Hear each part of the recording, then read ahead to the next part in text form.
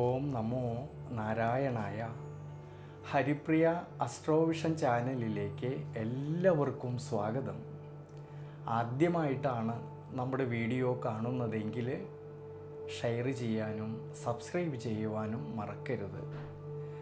കൂടാതെ ജാതക സംബന്ധമായിട്ട് എന്തെങ്കിലും സംശയം തോന്നുന്ന പക്ഷം എൻ്റെ ഈ വാട്സപ്പ് നമ്പറിൽ ബന്ധപ്പെട്ടോളൂ. ഞാനിവിടെ പറയുന്നത് രോഹിണി നക്ഷത്രത്തിൽ ജനിച്ചവരുടെ മാർച്ച് മാസത്തെ ഗുണദോഷ ഫലങ്ങളെക്കുറിച്ചാണ്. രോഹിണി നക്ഷത്രക്കാരുടെ ദൈനംദിന ജീവിതത്തിൽ കുടുംബപരമായിട്ട്, കുടുംബ ബന്ധങ്ങളിൽ, കർമ്മപരമായിട്ട്, കർമ്മബന്ധങ്ങളിൽ, ധനപരമായിട്ട്, ദേഹജമായിട്ട് എല്ലാം തന്നെ വളരെയധികം ഗുണഫലങ്ങൾ തരുന്നതായിട്ടൊരു സമയമാണ് ഈ മാർച്ച് മാസത്തിൽ.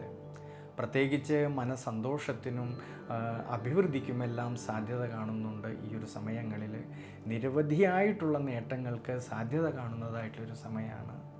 പ്രത്യേകിച്ച് ജന്മരാശിയുടെ അധിപനായിരിക്കുന്ന ശുക്രൻ ഉച്ചബലത്തോടു കൂടിയിട്ട് ലാഭസ്ഥാനത്ത് സഞ്ചരിക്കുന്നത് കൊണ്ട് ആരോഗ്യസ്ഥിതി പൊതുവെ തൃപ്തികരമായിട്ട് കാണുന്നുണ്ട്.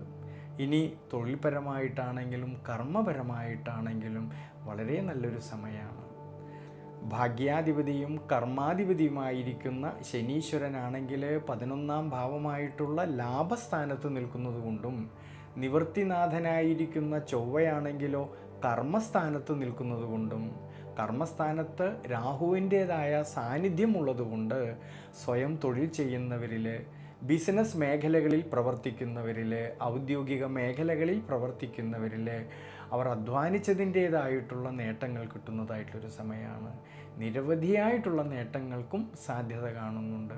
അതുകൊണ്ട് സാമ്പത്തികപരമായിട്ടുള്ള ഭദ്രത കുറേയൊക്കെ മെച്ചപ്പെടുവാനും സാധ്യത കാണുന്നുണ്ട് ഈ ഒരു മാർച്ച് മാസത്തിൽ.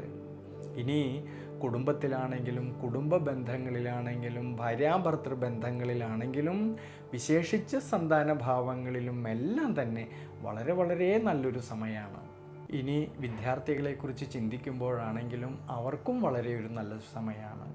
5ാം ഭാവനാഥനും വിദ്യാമാതുല കാരകനുമായിരിക്കുന്ന ബുധൻ കർമ്മസ്ഥാനത്ത് നിൽക്കുന്നതും, ഈ സമയത്ത് ജ്ഞാനകാരകനായിരിക്കുന്ന സർവേശ്വരകാരകനായിരിക്കുന്ന വ്യാഴത്തിൻ്റെ സ്വാധീന ശക്തി മൂലം വിദ്യാർത്ഥികളിൽ പഠന സംബന്ധമായിട്ട് കൂടുതലായിട്ട് ശ്രദ്ധ കേന്ദ്രീകരിക്കുവാനും, പഠന സംബന്ധമായിട്ട് നല്ല മികവ് പുലർത്തുവാനും, മത്സര പരീക്ഷകൾക്ക് തയ്യാറെടുക്കുന്നവർക്കും ഉപരിപഠനം ആഗ്രഹിക്കുന്നവർക്കും എല്ലാം വളരെയധികം അനുകൂലമായിട്ടുള്ളൊരു സമയമാണ് ഈ മാർച്ച് മാസത്തിൽ.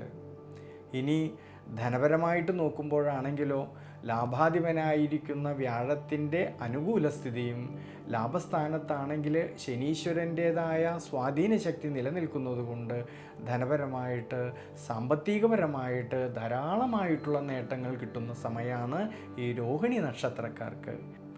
എന്നാൽ ശ്രദ്ധിക്കേണ്ടുന്നതായിട്ടുള്ളൊരു കാര്യം, സുഖസ്ഥാനമായിട്ടുള്ള 4ാം ഭാവത്തിൽ കേതു നിൽക്കുന്നത് കൊണ്ട് ചില സമയങ്ങളിൽ ഉണ്ടാകുന്നതായ മാനസികമായിട്ടുള്ള ടെൻഷൻ മൂലം പെട്ടെന്ന് വരുന്ന ദേഷ്യഭാവത്തെയും കോപശീലത്തെയും നിയന്ത്രിച്ച് വളരെയധികം ക്ഷമാശീലത്തോടു കൂടിയിട്ട് മുന്നോട്ട് പോകുന്നത് വളരെ നല്ലതാണ് ഈ ഒരു സമയങ്ങളിൽ.